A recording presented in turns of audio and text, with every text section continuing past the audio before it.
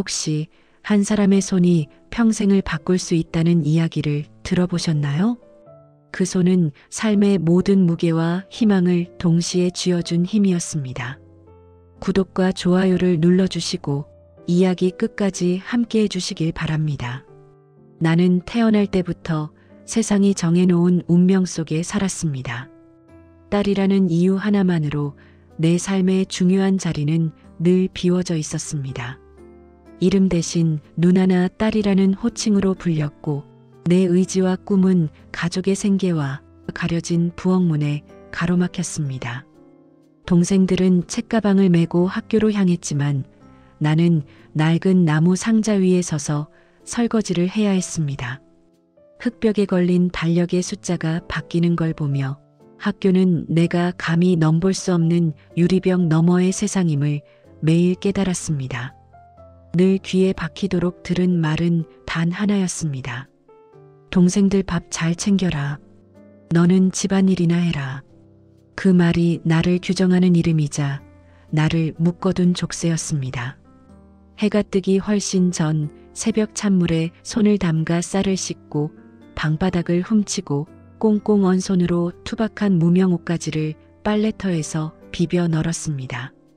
겨울에는 손이 시려 울고 여름에는 땀띠가 나 쓰라렸지만 멈출 수 없었습니다.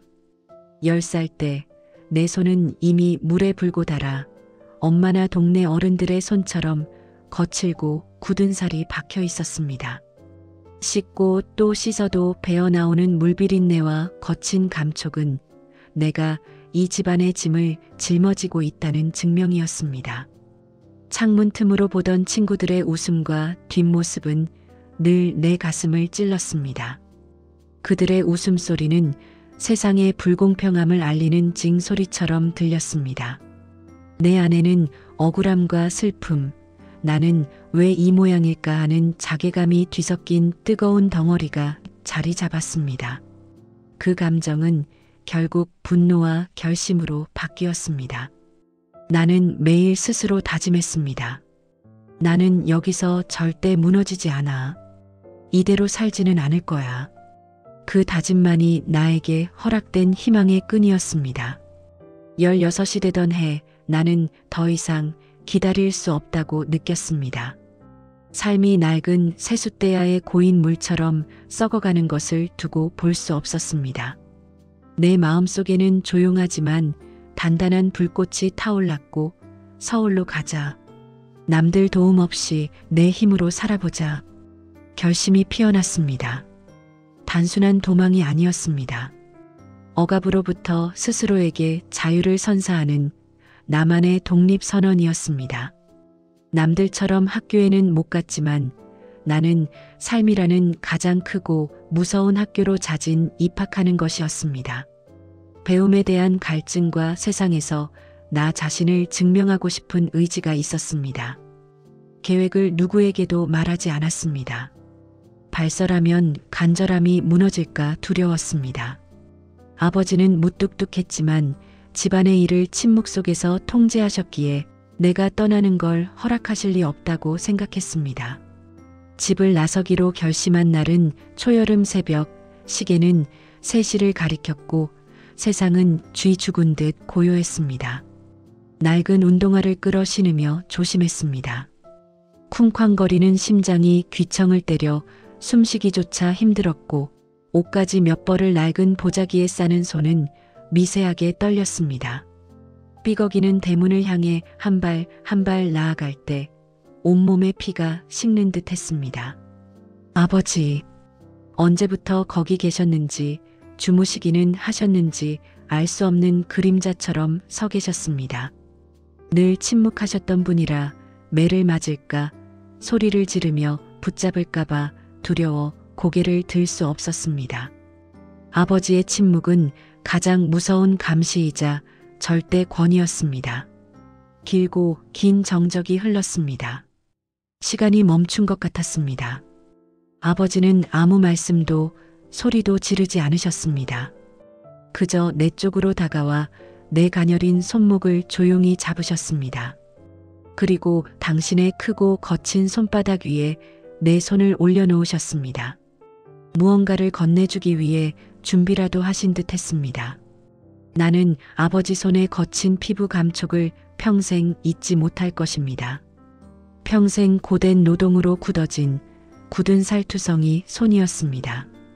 아버지의 얼굴은 볼 수 없었습니다. 아니, 볼 용기가 없었습니다. 아버지는 낡은 손바지 주머니에서 무엇인가 꺼내 내 손 위에 올려주셨습니다. 구겨진 지폐 몇 장, 오래 주머니에 넣어두셨는지 땀과 손때로 눅눅했습니다. 종이는 흐느적거렸고 전날 읍내 장터에서 흙을 파거나 짐을 나르신 품삯일 가능성이 높았습니다. 나는 이 돈이 아버지가 가진 전부일 것이라는 걸 알았고 내가 가출할 것을 짐작해 밤새 지켜보다 꺼내주셨을 수도 있음을 깨달았습니다. 무게는 돈 이상의 의미였습니다. 아버지는 고개를 숙이고 나지막히 속삭이듯 말씀하셨습니다. 목소리는 묵직했지만 떨렸습니다. 밥은 꼭 챙겨 먹어라. 힘들면 언제든 돌아와도 된다. 그 두 문장은 어떤 장황한 위로보다 날카롭게 내 가슴을 찔렀습니다. 평생 무뚝뚝했던 아버지의 유일한 명령이자 처음 듣는 따뜻한 당부였습니다. 가슴 깊은 곳에서 뜨거운 것이 울컥 치밀었지만 나는 참았습니다. 눈물이 흐르면 모든 결심이 무너질 것 같았습니다. 나는 크게 고개를 끄덕이며 마지막 인사를 대신했습니다. 아버지 눈빛을 보지 못한 건 후회지만 그때는 용기가 없었습니다. 눅눅한 지폐의 온기를 주머니에 움켜쥐고 뒤돌아보지 않고 대문을 나섰습니다. 그 온기는 기차 안에서부터 내 생존의 부적이 되었습니다. 서울은 내가 상상했던 희망의 도시가 아니었습니다. 16, 기댈 곳 하나 없는 나에게 서울은 차가운 시멘트와 배고픔을 안겨주는 무서운 곳이었습니다. 나는 생존이라는 이름 아래 하루하루 버텨나가는 힘겨운 싸움을 시작했습니다.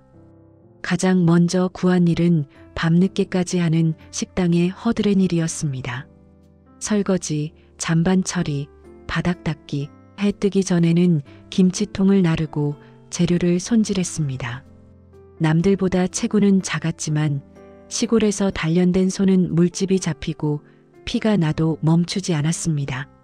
쉴 수 없었고 쉬는 건 곧 굶는 것이며 굶는 건 곧 아버지의 마지막 명령을 어기는 일이었습니다. 나는 밥 대신 잠을 줄였습니다. 반지하 새방에 월세를 내는 날이면 뼈를 깎는 듯한 고통과 지독한 외로움이 찾아왔습니다.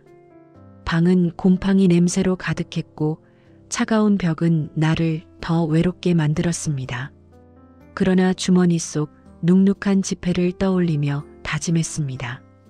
이 돈은 아버지가 준 삶의 미천이다. 굶지 않겠다. 그 지폐는 단순한 돈이 아니라 살아야 한다는 아버지의 무언의 명령이었습니다.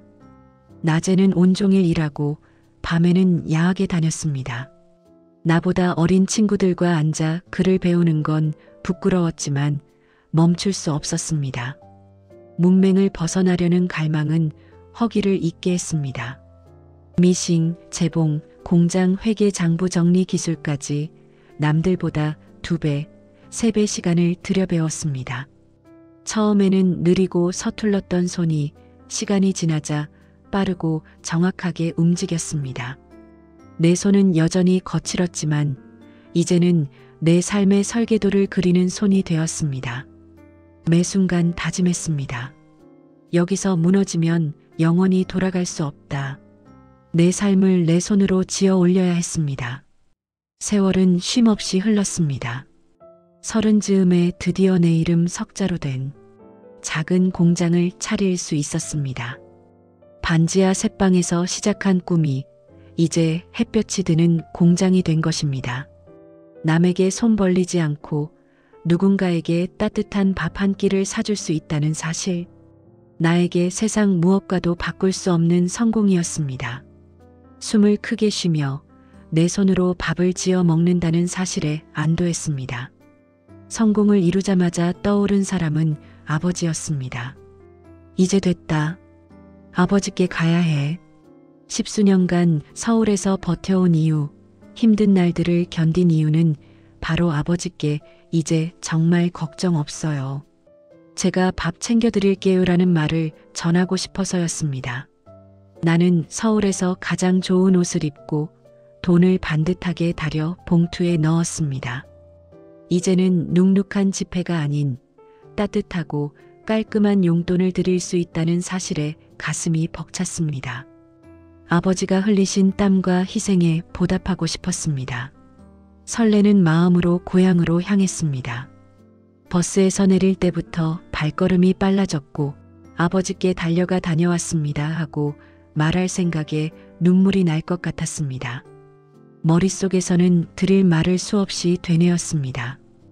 하지만 고향집은 텅 비어 있었습니다. 집안의 낡은 가구들은 그대로 있었지만 아버지의 온기는 사라진 후였습니다. 이웃에게서 들은 소식은 심장을 멈추게 했습니다. 아버지는 내가 오기 몇 달 전에 이미 돌아가셨다는 것입니다. 괜찮아진 내 모습, 성공했다는 자랑스러운 딸의 모습을 아버지는 끝내보지 못했습니다. 성공의 기쁨도 단단해진 자부심도 한순간에 와르르 무너졌습니다. 텅 빈 마루에 주저앉아 하염없이 울었습니다.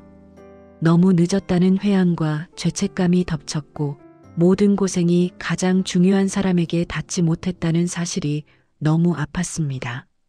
내 성공이 아버지에게는 아무 의미가 없어진 순간이었습니다. 며칠 뒤 아버지 방을 정리했습니다. 평생 쓰시던 낡은 장롱, 그 안 서랍 속에서 먼지 묻은 영수증과 함께 오래된 달력종이 봉투 하나를 발견했습니다.